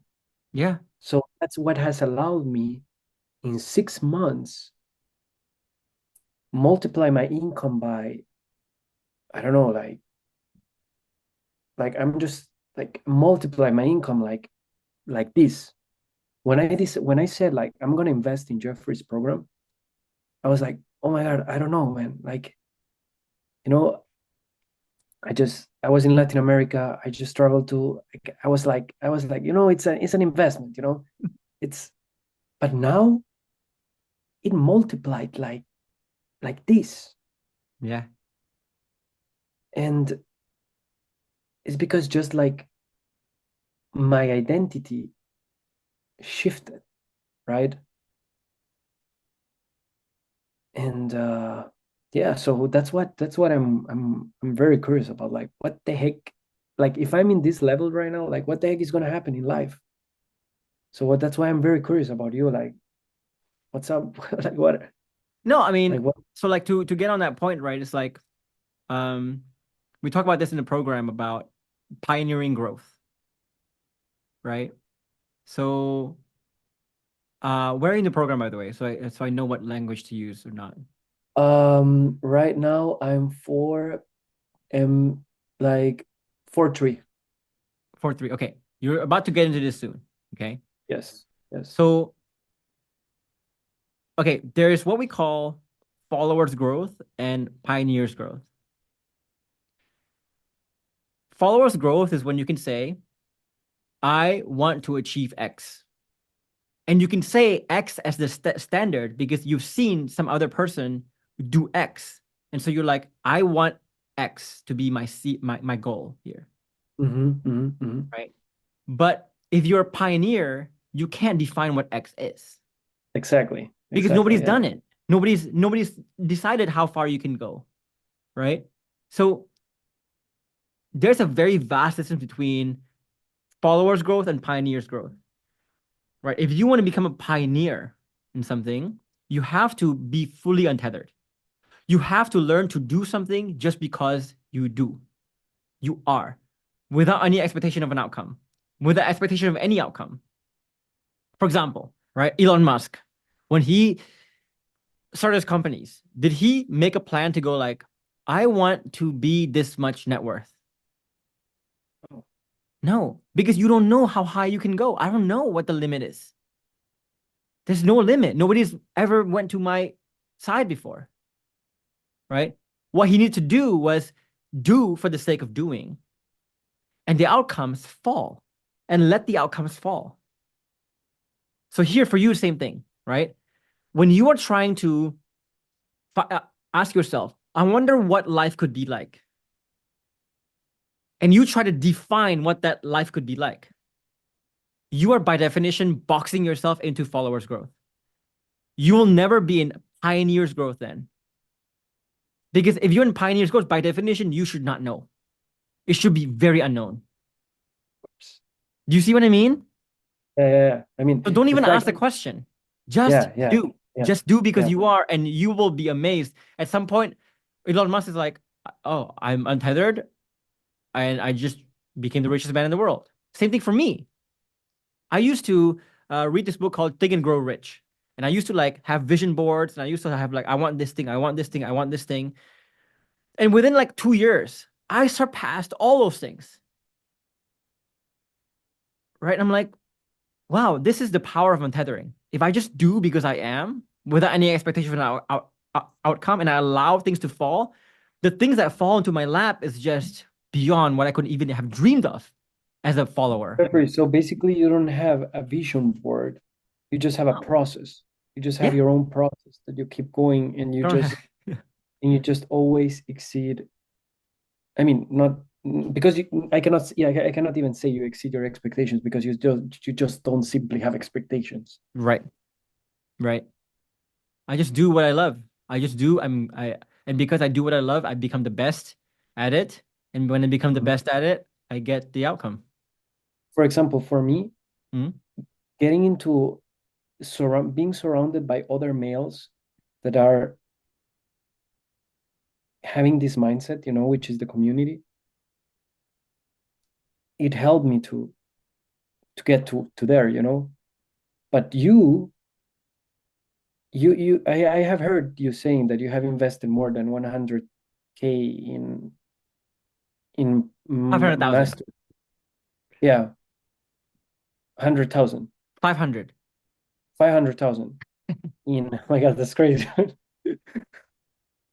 Yeah, 500,000 in mentorships or in masterminds. That's basically you putting yourself, expanding yourself, right? Like that's why. Can you tell me more about it? Yeah, I mean, at some point, like you cannot go to Pioneer's growth today, right? You have to be a follower's growth first. Meaning like you want to get to a point where you could be like when you're a beginner at something, follow a mentor, follow a coach, and learn like compress what they learned in 10 years, what humanity has taken 100 years to learn, compress it to a year, 2 years for yourself. Once you can master the basics like a pro, then you can start to improvise like a fucking artist. That's when you can go from followers growth to pioneers growth. But in the Yeah. beginning, you have to have mentors. And once you become a pioneer, you eventually become a follower again. Because I mean, is it somehow like a cycle that, I mean, you are a follower, then you become a pioneer, then you become a follower again because you gotta keep expanding yourself like that. Like Or once you become a pioneer in a subject, you don't need a mentor. For example, for me, relationships, I have never read a book about relationships. I've never heard any lessons or seminars about relationships in like freaking God knows how long. Because I learned nothing new. There's nothing new for me. I am the one pioneering. I'm the one creating new systems. I'm the one giving new lessons to these therapists that they're using as licenses. I'm the one creating. I'm the one pioneering. Now, there are other parts of life where I'm not pioneering, like investing, for example, parenting. So it depends on what side of life you're talking about. okay, that's great. That's great. That's great. Yeah. That's why you keep investing in yourself You because never you are. stop. Yeah, you never stop because you could be a pioneer in some things, but you're always a follower in other things, kind of thing. Life is just too short for you to become a pioneer in everything. You can't. Elon Musk is not a pioneer in relationships, I can tell you that.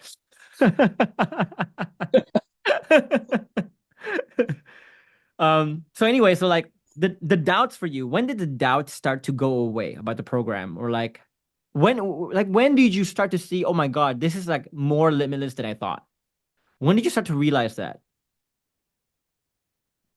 Okay, before I answer that, I just want to ask you something, okay? Okay, okay, okay, come on. What about what about these people like Elon Musk, right? They have all the money to invest into relationships, right? Like, how are the relationships so fucked up? Like, I mean, like, I don't understand. Like, yeah, I mean, I I mean, just don't understand. let's think about it this way, right? There are people with no money who doesn't Yeah, want to invest in a relationship. they It's what just we don't talked value about. that part. They just don't It's, value that part of life. it's just what we talked about, right? Like one reason is if you believe that, let's say, okay, you fucked up your relationship so bad. And because you fucked up your relationship, the culture of your relationship, your partner was self-preserving and then she became really toxic. And now you say relationships are not worth it anymore. Could totally be a reason why people don't want to seek any help. Because because they suck at it so badly, they fuck things up, they don't want to invest in it anymore. That's a common thing. They Same thing just with, close the door. They just close the door into the reality that they have created, that my partner is toxic, and they just close that, yeah, basically. yeah. And they never allow themselves to evolve. Yeah, Why would they invest in something they don't like, they don't believe in? But what they don't see is that their like or dislike is not really an objective thing, right? Their like and dislike is because they fucked it up. It's like this, right? It's like imagine you buy a vase here. You accidentally broke it one day. You put it back together and you're like, I don't like it anymore. Then someone comes to you and goes like, "Hey," and then now you say like, "I don't like this vase anymore." In fact, you know what? This lesson has taught me that I don't want to buy home decor shit anymore. It's expensive. It breaks easily. I don't want to buy any home decor stuff. And someone comes to you and says, "Hey, I can design your home for you." You'd be like, "Fuck that. Go fucking away. I don't want that anymore." yeah, of course, of course. Yeah, it's not about the money. It's not about the But you don't resource want that that they have. not because home decor sucks. You don't want that not because vase sucks. You don't want that because you broke that fucking vase. You don't want that because you fucked it up. Yeah, yeah, yeah, yeah. I see it. There I was see it. a client recently who's also like in the same thing, right? It's like he asked me like, what if I don't want my partner anymore? I'm like, hold up, let's break that down, right? Why don't you want your partner? He says, well, she's not sexual. Like, I want someone more sexual. And I want someone who can communicate better. I'm like, okay. So let me ask you this. Do you think your partner is non-sexual or cannot communicate well because she genuinely, as a character, is not sexual and cannot communicate well, or something else? And he goes like, no, no, she was always sexual, but we just became different. She just became non-sexual. Okay, but she's sexual. It's like, yeah, she's capable. So basically what you're saying is you destroyed the environment, you destroyed safety for her that led her to become non-sexual. And now that she's non-sexual, you're like, I don't want you anymore. Think about how messed up that is, right? That is like saying, imagine you have a kid and you were a bad parent. Maybe you were not trying to be a bad parent, but your kid becomes this fucked up, maladjusted human being, very disrespectful, right? And you say to the kid eventually, hey, I know I made you kind of disrespectful, but because you're disrespectful now, I don't want you anymore. It's like you broke him, you broke her. And now you're saying after you broke her, you don't want her? That's messed up, right? And then he realized like at the end of the call, he's like, you're looking at your emotions that you want something or don't want something as if it's like the fact. But no, events do not cause emotions. Your emotions are not reality, right? Your emotions you can change. You can change the way you see it. The same way, if you talk to a depressed person, the depressed person is convinced the world is shit. It doesn't mean the world is shit. You just chose to see it that way. But you can also choose to see the world in a nicer way and change your wants and and change your wants totally, right? So if people are saying right now, like, I don't want my partner anymore, I don't want relationships anymore, don't just run with that want. Don't just run with that emotion. Question that emotion. Why don't I want it? Is it because I suck? Or is it because the thing sucks in itself? You see what I mean? Yeah. Yeah. Yeah, I see it. I see it. Hmm. Does that answer your question? Yeah, totally. Totally. Okay. Totally, Jeff. And for example, okay, I want to ask you one more thing. Go ahead. Um, you have this program, which you know how we get when we start a program. Like people get with urge, right? With urgency. What happens when someone comes to you and tells you, "Hey, Jeff, work one-on-one with me. Like I need to solve this now.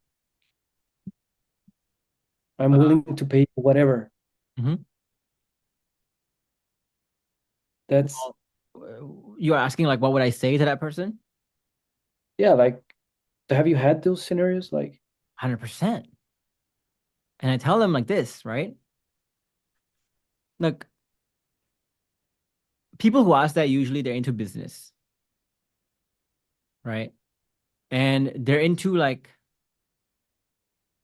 people think one-on-one is the best thing in the world. It's not. Okay. And tell them this.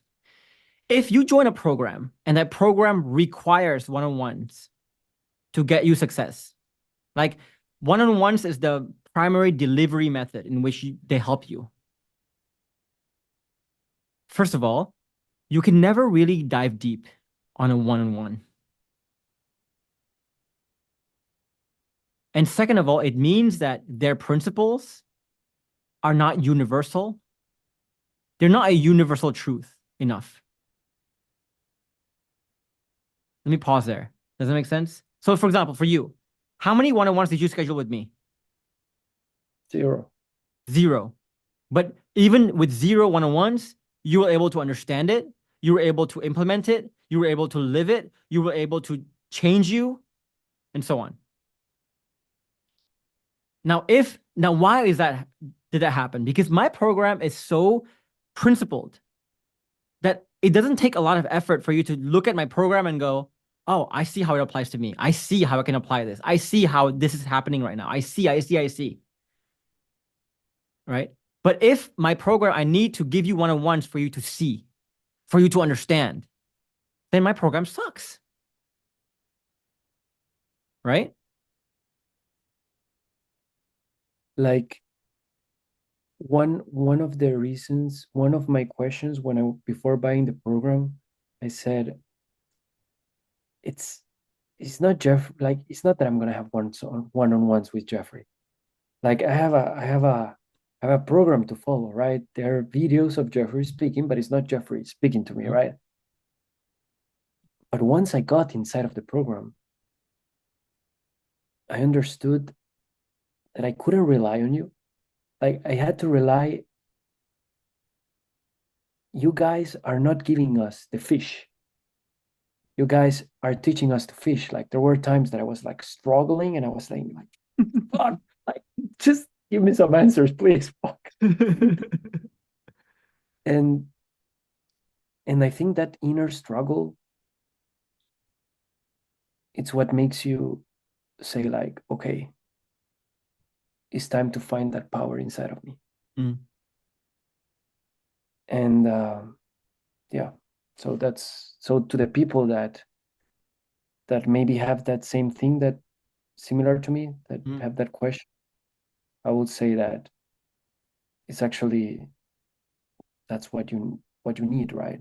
And that's the thing, right? So if you're in the program, you'll notice too, there's often times when maybe you ask a question, right? And we won't answer your question right away. We would tell you like, can you look into your mental map, for example? Can you look into the program to find your own answer first, Yeah. Yeah. right? A lot of people get annoyed by that. A lot of people think, for example, in their mind, maybe there is no answer. Maybe the coaches don't know the answer. So they interpret us as being weak. Yeah. Yeah. But actually, right, we're doing that because we're strong. Because we know our program has all the answers if you look, if you try to look. And because we know that doing this allows you to learn faster, to grow faster. Like you said, when we withhold the one-on-ones from you, when you know that one-on-ones is not there for you to, like whenever you get confused, you're like, I can just schedule one-on-one. If you know that's not an Exactly. option, it forces you to put yourself in a lion's cage to be like, I better fucking figure something out. And then you go into overdrive and you start to figure something out, right? Yeah. It's the same thing there. And the other thing too to think about too is like, you know, our whole philosophy on coaching, Luigi, is almost like the philosophy that I take in parenting, right? Or later when I'm a parent. Like if a client asks me a question and I give him a mind-blowing response, right? I get to look awesome there because I was the source of that realization. So now the client can say, I realized this because Jeff told me this, right? But we don't want that. We would rather the client realize it on their own and not even attribute their realization to the coach. We're coaching at that higher order level to where we don't want to be the star of attention. Coaching is not about making us look smart. It's about making you feel smart, right? So when people ask us questions like questions, we can answer it right there, and it make us look great. It would actually be easier for us to answer it, but we don't. We take the harder route, and you might not even. Most clients will never appreciate it. Most clients will never understand what was done there, but we know. We will never get a thank you, but we know. The same thing, right? You like we rarely get a thank you from people saying, "Thank you for not allowing one-on-ones." But me withholding one-on-ones led you to your growth. You will never attribute your growth to me. You will always attribute your growth to yourself. But what you don't know is that that's by design. Do you see what I mean? Yeah. Yeah, that's what makes me be proud of what I have built. That's what makes Yes. me feel proud of like, okay, the relationship, the work, everything that I have built is something that I have done. Mm-hmm. Mm-hmm. And that's another reason why we don't do one-on-ones. And why, if you find a coach that touts to you like we do one-on-ones, fucking run. It's a bad sign. If your program needs one-on-ones to function, you're a bad program. I'm sorry to say.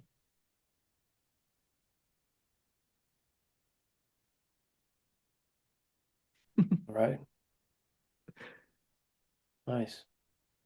Yeah. It's 2 hours, bro. Yeah. Yeah. Crazy. Time flew. Yeah. There was a few more things I want to talk about, but I think that's enough for people to digest. That was fun, wasn't it? Was nice. Was nice. Was nice, Jeff. Thank you. We went some deep places there, so I appreciate you wanting to go to those deep places. I hope people enjoyed this. Again, if you want to join the program that Luigi is in, I'll leave the link to the masterclass down below. At the end of the masterclass, we'll show you how to apply if you're interested in doing so. Again, we don't, like Luigi knows, like we don't take everyone who applies. It's not because we're trying to like withhold or help, whatever it is. Sometimes we are understanding here that um if you apply, for example, you will see that Jason or a member of my team will try to coach you first. They'll actually try to give you free coaching first because sometimes people have so much victim mindsets and they have such weird views of relationships or what it takes to reconcile, for example, that I can teach you the way, but you will reject it. And I think so. We're not a coach that takes your money and run, right? If we are not 100% sure that you are ready to take on our coaching, we will never take any dollar from you. So if you apply, make sure you apply properly and let my team kind of guide you to the application process. Let them coach you in the application process because once you go into the program, we want to make sure that you hit the ground running, right? With that said, Luigi, any last pieces of advice for people? Wow, like I don't know, just trust. If you are seeing this information, if you are somehow all these things make sense, it's because there is a new identity right there inside of you that feels that can achieve this. Mm, So just jump, just yeah. jump. And one more thing I would like to say on that too is like, and I think this is why you like the program, Luigi, is that I have like an analytical mind. I think I have like a typical male brain. Like I used to be a data scientist and everything like that. And so what I'm trying to do here is trying to take this very soft and abstract concept into more of a Of science, course. a replicable Yeah, science, right? And so if you enjoyed the conversation today where we geeked out about how psychology works, the paradoxes around relationships, the anatomy of like what that illusion looks like, for example. And basically you want to understand in a more concrete way this abstract and soft part of life, this program would be perfect for you because like the same with the scientific approach that we did with the internal stuff, we also do that with the frameworks. We also do that with everything that we do. Everything is very scientific, everything is very principled, very based on something solid. So if you're a guy who likes to like get certainty like that and you like to understand the world so nothing confuses you anymore, this program I think would be freaking amazing for you. exactly. Yeah, yeah. All As right, you said Luigi, it. that was fun, Hey, man. thank you. Have fun in Thank you Estonia. so much. Bye. Take care, okay? Bye Take care. bye. Bye bye.